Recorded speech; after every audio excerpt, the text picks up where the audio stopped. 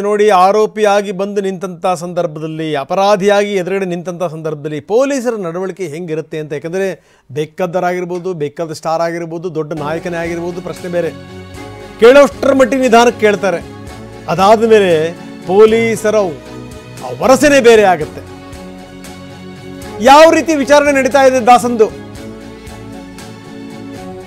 ಅದರ ಎಕ್ಸ್ಕ್ಲೂಸಿವ್ ವಿವರಗಳನ್ನು ನಾವು ನಿಮ್ಮ ಮುಂದಿಡ್ತಾ ಇದ್ದೀವಿ. ಮೊದಲು ಕೇಳಿದಂಥ ಪ್ರಶ್ನೆಗಳಿಗೆ ಉಡಾಫೆಯ ಉತ್ತರ ಸಿಗ್ತಾ ಇತ್ತು. ಆದರೆ ಈಗ ಆ ಗತ್ತು ಗೈರತ್ತು ಈಗ ಕರಗಿದೆ. 5 ದಿನ ಏನಂದರೆ ಏನೂ ಹೇಳಿರಲಿಲ್ಲ, ಏನು ಕೇಳಿದ್ರು ಕೂಡ ಗೊತ್ತಿಲ್ಲ, ನಾನು ಮಾಡಿಲ್ಲ ಅಷ್ಟೇ ಇತ್ತು. ಇನ್ನು ಈಗ ದರ್ಶನ್ ಈಗ ಸೈಲೆಂಟ್ ಆಗಿದ್ದಾರೆ. ದಯವಿಟ್ಟು ನನ್ನ ಬಿಟ್ಟು ಬಿಡಿ ಅಂತ ಕೈ ಮುಗಿದು ಕೇಳುವಂಥ ಸ್ಥಿತಿ. ಅಂದರೆ ನಾನು ಹೇಳ್ತಾ ಇದ್ದೆ, ಈ ವಿಚಾರಣೆ ಅನ್ನುವಂಥದ್ದು ಎಷ್ಟರ ಮಟ್ಟಿಗೆ ಇರುತ್ತೆ ಅಂತ. ಮೊದಲು ಪೊಲೀಸರ ವಶದಲ್ಲಿದ್ದರು, ಅದಾದಮೇಲೆ ಕೋರ್ಟಿಗೆ ಹೋದಂಥ ಸಂದರ್ಭದಲ್ಲಿ ಮತ್ತೊಂದು 5 ದಿವಸ ಅವ್ರಿಗೆ ಅವಕಾಶ ಸಿಕ್ತು. ಅದೆಲ್ಲ ಆದಮೇಲೆ ಈಗ ಬೇರೆದೇ ರೀತಿಯಲ್ಲಿ ಬಾಯಿ ಬಿಡಿಸ್ತಾ ಇದ್ದಾರೆ. ಹಲವಾರು ಸಂಗತಿಗಳು ಹೊರಗಡೆ ಬರ್ತಾ ಇವೆ ದರ್ಶನ್ ಸಹಚರರಿಂದ. ಆದರೆ ದರ್ಶನ್ ಮಾತ್ರ ಹಾ ಅಂದಿರಲಿಲ್ಲ, ಹೂ ಅಂದಿರಲಿಲ್ಲ. ಈಗ ಸರ್ ದಯವಿಟ್ಟು ನನ್ನ ಬಿಟ್ಟು ಬಿಡಿ ಅಂತ ಪರಿಯಾಗಿ ದರ್ಶನ್ ಕೇಳ್ಕೊಳ್ತಾ ಇದ್ದಾರೆ. ಅಂಥ ಒಂದು ಸ್ಥಿತಿ. ನಿಮಗೆ ಕೈ ಮುಗಿದು ಕೇಳ್ಕೊಳ್ತೀನಿ, ನನ್ನ ಬಿಟ್ಟು ಬಿಡಿ. ಇದು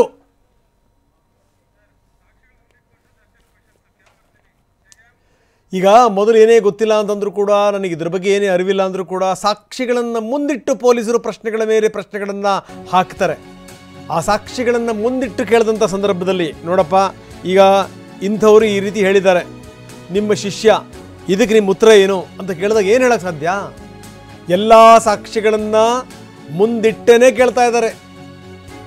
ಈಗ ದಯವಿಟ್ಟು ನನ್ನ ಬಿಟ್ಟು ಬಿಡಿ ಅಂತ ಪರಿಯಾಗಿ ಬೇಡ್ಕೊಳ್ಳುವಂಥ ಸ್ಥಿತಿ.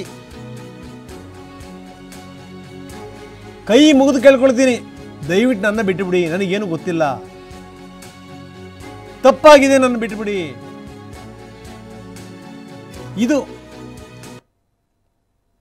ಇದು ದರ್ಶನ್ನ ಈಗಿನ ಸ್ಥಿತಿ. ಮೊದಲು ಯಾವ ಪ್ರಶ್ನೆಗಳಿಗೂ ಕೂಡ ನೇರವಾದಂಥ ಉತ್ತರ ಸಿಗ್ತಿರಲಿಲ್ಲ, ಯಾವ ಪ್ರಶ್ನೆಗಳಿಗೂ ಕೂಡ. ಅದಾದಮೇಲೆ ಪೊಲೀಸರ ವರಸೆ ಬದಲಾಯಿತು, ಕೇಳುವಂಥ ರೀತಿ ನೀತಿಗಳು ಬದಲಾಯಿತು. ಈಗ ದರ್ಶನ್ ಕೂಡ ಮೆತ್ತಗಾಗಿದ್ದಾರೆ. ದಯವಿಟ್ಟು ನನ್ನ ಬಿಟ್ಟು ಬಿಡಿ ಅಂತ ಅಂಗಲಾಚುವಂಥ ಸ್ಥಿತಿ.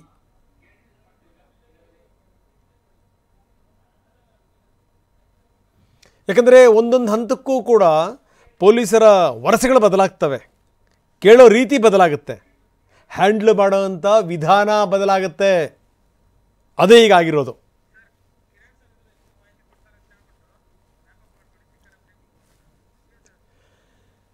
ಬನ್ನಿ, ನಮ್ಮ ಕ್ರೈಮ್ ಹೆಡ್ ಕಿರಣ್ ನಮ್ಮೊಂದಿಗೆ ಈಗ ನೇರ ಸಂಪರ್ಕದಲ್ಲಿದ್ದಾರೆ. ಕಿರಣ್ ಅವ್ರ ಜೊತೆಗೆ ನಾನು ಸಾಕಷ್ಟು ಸಂಗತಿಗಳನ್ನು ಮಾತಾಡ್ತೀನಿ. ಆದರೆ ಅದಕ್ಕಿಂತ ಮೊದಲು ಇನ್ನೊಂದಿಷ್ಟು ವಿವರಗಳನ್ನು ಕೊಡಲೇಬೇಕು. ಆ ಹಿಂದಿನ ದಿವಸ ಯಾರ್ಯಾರು ಪಾರ್ಟಿ ಮಾಡಿದರು, ಯಾವ್ಯಾವ ಪುಣ್ಯಾತ್ಮರು ಅವ್ರ ಜೊತೆಗಿದ್ದರು, ಇದ್ರ ಬಗ್ಗೆ ಪೊಲೀಸರೀಗ ತಲೆ ಕೆಡಿಸ್ಕೊಂಡಿದ್ದಾರೆ. ಒಂದು ಮೂಲದ ಪ್ರಕಾರ ಚಿಕ್ಕಣ್ಣನೂ ಕೂಡ ಜೊತೆಗಿದ್ದರು ಅನ್ನುವಂಥ ಮಾತುಗಳು ಕೂಡ ಕೇಳಿ ಬರ್ತಾ ಇವೆ. ಇದಕ್ಕೆ ಸಂಬಂಧಪಟ್ಟಂಗೂ ಕೂಡ ವಿಚಾರಣೆ ಆಗಬಹುದು ಅನ್ನುವಂಥದ್ದು.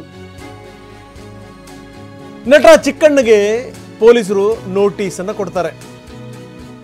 ಪಶ್ಚಿಮ ವಿಭಾಗ ಪೊಲೀಸರಿಂದ ಚಿಕ್ಕಣ್ಣಗೆ ನೋಟಿಸ್ ಹೋಗಿದೆ. ಹಿಂದಿನ ದಿವಸ ನೀವು ರಾತ್ರಿ ಇದ್ರಲ್ಲ, ಪಾರ್ಟಿ ಮಾಡಿದ್ರಲ್ಲ, ಆವಾಗ ಏನಾದರೂ ಸಂಗತಿಗಳು ಚರ್ಚೆಗೆ ಬಂತ? ಸ್ಟೋನಿ ಬ್ರೂಕ್ಸ್ ಹೋಟೆಲ್ನಲ್ಲಿ ಪಾರ್ಟಿ ಮಾಡಿದ್ರಲ್ಲ ದರ್ಶನ್ ಜೊತೆಗೆ, ಯಾವ್ಯಾವ ಸಂಗತಿಗಳು ಚರ್ಚೆಗೆ ಬಂದವು, ಏನೇನು ಮಾತಾಡಿದ್ರಿ? ಇಬ್ಬರು ಕೂಡ ಪಾರ್ಟಿ ಮಾಡಿದ್ರು, ಚಿಕ್ಕಣ್ಣ ಕೂಡ ಜೊತೆಗಿದ್ರು. ದರ್ಶನ್ ಇದ್ದ ಬಗ್ಗೆ ಏನು ಎತ್ತ ಅದನ್ನು ಸಾಕ್ಷಿ ಮಾಡ್ಕೋತಾರೆ. ಚಿಕ್ಕಣ್ಣಗೂ ಕೂಡ ಈ ಮುಖಾಂತರ ಸಂಕಷ್ಟ ಬರುತ್ತೆ. ಏನೋ ಚಿಕ್ಕಣ್ಣ ಸಿಕ್ಕಾಕೊಂಡ್ಬಿಡ್ತಾರೆ ಅಂತ ಅಲ್ಲ, ಹಿಂದಿನ ದಿವಸ ಏನಾಗಿತ್ತು, ಏನು ಎತ್ತ, ಪಾರ್ಟಿನಲ್ಲಿ ನೀವೇನೇನು ಮಾತಾಡಿದ್ರಿ, ಅವೆಲ್ಲ ಸಂಗತಿಗಳು ಕೂಡ ಚರ್ಚೆಗೆ ಬರ್ತವೆ. ಹೀಗಾಗಿ ನೋಟಿಸನ್ನು ಜಾರಿಗೊಳಿಸಿದ್ದಾರೆ. ದರ್ಶನ್ ಜೊತೆ ಚಿಕ್ಕಣ್ಣ ಇದ್ದಂಥ ದೃಶ್ಯಾವಳಿಗಳನ್ನು ಕೂಡ ನಾವು ತೋರಿಸ್ತಾ ಇದ್ದೀವಿ. ಸ್ಟೋನಿ ಬ್ರೂಕ್ಸಲ್ಲಿ ನೀವು ಪಾರ್ಟಿ ಮಾಡಿದ್ರಲ್ಲ, ಯಾವ ಕಾರಣದಿಂದ ಪಾರ್ಟಿ ಮಾಡಿದ್ರಿ, ಪಾರ್ಟಿ ಸಂದರ್ಭದಲ್ಲಿ ಯಾವ್ಯಾವ ವಿಷಯಗಳು ಚರ್ಚೆಗೆ ಬಂತು, ಏನು ಎತ್ತ, ಇದೆಲ್ಲದರ ಬಗ್ಗೆ ಕೂಡ ಪೊಲೀಸರು ಪ್ರಶ್ನೆ ಕೇಳ್ತಾರೆ.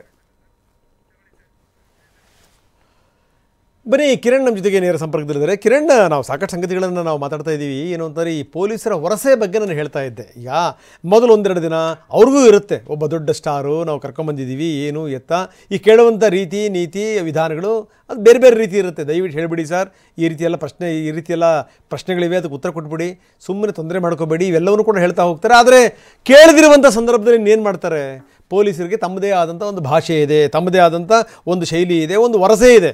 ಈಗ ಪೊಲೀಸರು ಅದನ್ನು ಬಳಸೋಕ್ಕೆ ಶುರು ಮಾಡಿದಂಥ ಸಂದರ್ಭದಲ್ಲಿ ದರ್ಶನ್ ಅವರ ಬಳಿ ಉತ್ತರ ಇಲ್ಲ, ಅವ್ರಿಗೀಗ ಮೌನವೇ ಉತ್ತರ.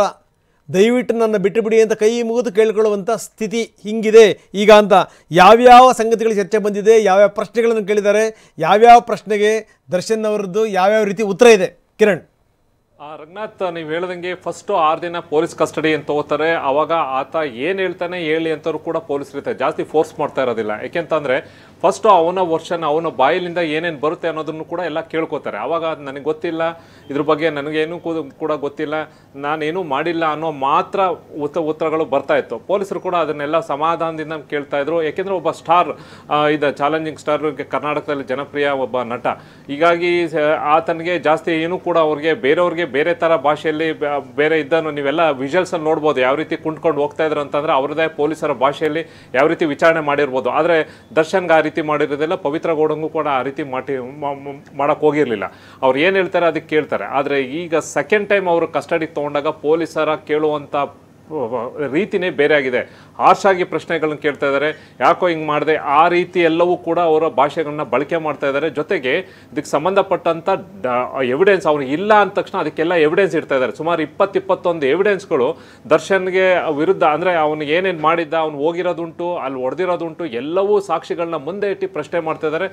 ಈಗ ಆತನಿಗೆ ರಿಯಲೈಸ್ ಆಗ್ತಾ ಇದೆ, ನನ್ನ ವಿರುದ್ಧ ಫಸ್ಟ್ ಏನು ಅಂದ್ಕೊಂಡು ಯಾವುದೇ ರೀತಿಯ ಸಾಕ್ಷಿಗಳು ಸಿಕ್ಕಿಲ್ಲ, ಹಾಗಾಗಿ ನಾವು ಬಚಾವಾಗ್ಬೋದು. ಆಮೇಲೆ ಬೇರೆ ಬೇರೆಯವರು ಇದಕ್ಕೆ ಸಂಬಂಧಪಟ್ಟಂಗೆ ಪೊಲೀಸ್ ಅಧಿಕಾರಿಗಳಿಗೆ ಪ್ರೆಷರ್ ಆಗ್ತಾ ಇದ್ದಾರೆ, ನಾನು ಇದರಿಂದ ಹೊರಗಡೆ ಬರ್ತೀನಿ ಅನ್ನೋ ಲೆಕ್ಕಾಚಾರದಲ್ಲಿ ದರ್ಶನ್ ಕೂಡ ಇದೆ. ಆದರೆ ದಿನ ಕಳೆದಂತೆ ಅವರು ಕೂಡ ಪೊಲೀಸರ ಮೇಲೆ ಬೇರೆಯವರು ಯಾರು ಹಿಂದ್ಗಡೆಯಿಂದ ರಾಜಕಾರಣಿಗಳು ಪ್ರೆಷರ್ ಆಗ್ತಾರೆ ಅವರು ಕೂಡ ಹಿಂದಕ್ಕೆ ಸರಿದ್ಬಿಟ್ಟಿದ್ದಾರೆ. ಈಗ ಪೊಲೀಸರು ಕೂಡ ಅವ್ರಿಗೆ ಸ್ಟ್ರಾಂಗ್ ಎವಿಡೆನ್ಸ್ಗಳು ಕೂಡ ಮೆಟೀರಿಯಲ್ ಸಿಕ್ಕಿದೆ.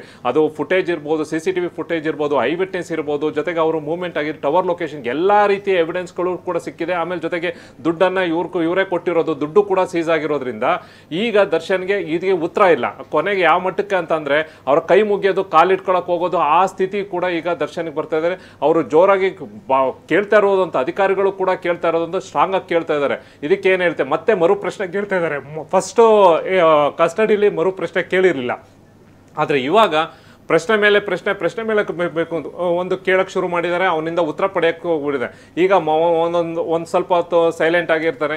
ಆಮೇಲೆ ಮುಂಚೆ ಟೈಮ್ ಕೊಡ್ತಾ ಇದ್ರು, ರಿಲ್ಯಾಕ್ಸ್ ಮಾಡ್ಕೊಳ್ಳೋಕ್ಕೆ ಟೈಮ್ ಕೊಡ್ತಾರೆ. ಆದರೆ ಈಗ ಕಸ್ಟಡಿಗೆ ಏನು ತೊಗೊಂಡಿದ್ದಾರೆ ಕಂಪ್ಲೀಟಾಗಿ. ಯಾಕೆಂತಂದ್ರೆ ಅವ್ನ ಮನೆಗೆ ಹೋಗಿ ಅವನ ಮಾಜರ್ ಕೂಡ ಅವನು ರಾತ್ರಿ ಮಿಡ್ನೈಟ್ ಮನೆಗೆ ಕರ್ಕೊಂಡು ಹೋಗ್ತಾರೆ. ಅದು ಜೀಪ್ನ ಹಿಂದೆ ಡಿಕ್ಕಿಲಿ ಕೂರಿಸ್ಕೊಂಡು ಕರ್ಕೊಂಡೋಗಿ ಮಧ್ಯರಾತ್ರಿ ಮನೆಗೆ ಹೋಗಿ ಅವತ್ತಿನ ದಿನ ಬಳಕೆ ಮಾಡಿದಂಥ ಬಟ್ಟೆ ಇರ್ಬೋದು, ಇನ್ನರ್ ಗಾರ್ಮೆಂಟ್ಸ್ ಇರ್ಬೋದು, ಸೋಪ್ ಇರ್ಬೋದು, ಬಕೆಟ್ ಇರ್ಬೋದು, ಶೂಸ್ ಇರ್ಬೋದು, ಎಲ್ಲ ಸೀಸ್ ಮಾಡ್ಕೊಂಡು ಬಂದಿರ್ತಾರೆ. ಅಂದರೆ ಅಷ್ಟು ಮಟ್ಟಿಗೆ ಪೊಲೀಸರು ಎಲ್ಲ ದಿಕ್ಕಿನ ಎಲ್ಲೂ ಕೂಡ ಎವಿಡೆನ್ಸು ನಾಳೆ ದಿನ ನಮಗೆ ಇವಾಗ, ಯಾಕೆಂದರೆ ಇಟ್ಸ್ ಎ ಗೋಲ್ಡನ್ ಅವರ್. ಪೊಲೀಸರಿಗೆ ಈ ಟೈಮಲ್ಲಿ ಏನು ಸಾಕ್ಷಿಗಳನ್ನ ಕಲೆ ಆಗ್ತಾರೋ ಅದೇ ಇಂಪಾರ್ಟೆಂಟ್. ಯಾಕೆಂದರೆ ಮುಂದೆ ಹೋಗ್ತಾ ಇದ್ದಂಗೆ ಎವಿಡೆನ್ಸ್ಗಳು ಕೂಡ ಸಿಗುವಂಥದ್ದು ಕಮ್ಮಿ ಆಗುತ್ತೆ. ಹಾಗಾಗಿ ಈಗ ಕಂಪ್ಲೀಟಾಗಿ ಎವಿಡೆನ್ಸನ್ನು ಇಟ್ಕೊಂಡು ಅವನ್ನೆಲ್ಲ ಪ್ರಶ್ನೆ ಮಾಡಿದಾಗ ಈಗ ದರ್ಶನ್ಗೆ ರಿಯಲೈಸ್ ಇದೆ, ನಾನು ಲಾಕ್ ಆಗಿ ಹೋಗಿದ್ದೀನಿ, ಕಂಪ್ಲೀಟಾಗಿ ನನಗೆ ಸಂಬಂಧಪಟ್ಟಂತೆ ಎಲ್ಲದು ದಾಖಲಾತಿಗಳು ಎವಿಡೆನ್ಸು ಪೊಲೀಸರು ಬಂದಿದೆ. ಹಾಗಾಗಿ ಈಗ ಕೈ ಮುಗಿಯುವಂಥದ್ದು, ಕಾಲಿಟ್ಕೊಳ್ಳೋಕೆ ಹೋಗೋದು 2-3 ಸರಿ ಈ ಥರ ಪ್ರಯತ್ನ ಕೂಡ ಆಗಿದೆ.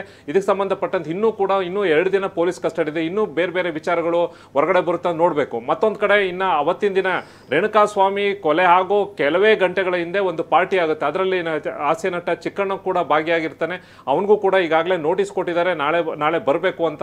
ಆ ಟೈಮಲ್ಲಿ ಏನಾರ ಚರ್ಚೆ, ಯಾಕೆಂತಂದ್ರೆ ಅವರೇನು ಈ ಪ್ರಕರಣದಲ್ಲಿ ಇನ್ವಾಲ್ವ್ ಆಗಿಲ್ಲ, ಆದರೆ ಇದ್ರ ಬಗ್ಗೆ ಏನಾರ ಚರ್ಚೆ ಆಗಿತ್ತು ಅಥವಾ ಮಾಹಿತಿ ಇತ್ತು ಅಥವಾ ಅದಕ್ಕೆ ಐ ವಿಟ್ನೆಸ್ ಆಗಿ ಮಾಡ್ಕೊಳ್ಳೋಕೆ ಅದ್ರ ಬಗ್ಗೆ, ಯಾಕೆಂದ್ರೆ ಅಲ್ಲಿದ್ದಾಗಲೇ ಸಾಕಷ್ಟು ದರ್ಶನ್ಗೆ ಫೋನ್ಗಳು ಬರ್ತಾ ಇರ್ತಲ್ಲವು, ಇದ್ರ ಬಗ್ಗೆ ಏನಾರ ಮಾಹಿತಿ ಇದೆಯಾ ಅನ್ನೋ ಒಂದು ಕೇಳಕ್ಕೆ. ಯಾಕೆಂದ್ರೆ ಈ ಪ್ರಕರಣದಲ್ಲಿ ಆತಂದು ಯಾವುದು ಕೂಡ ಇಲ್ಲ, ಒಂದು ಇನ್ವಾಲ್ವ್ಮೆಂಟ್ ಇಲ್ಲ.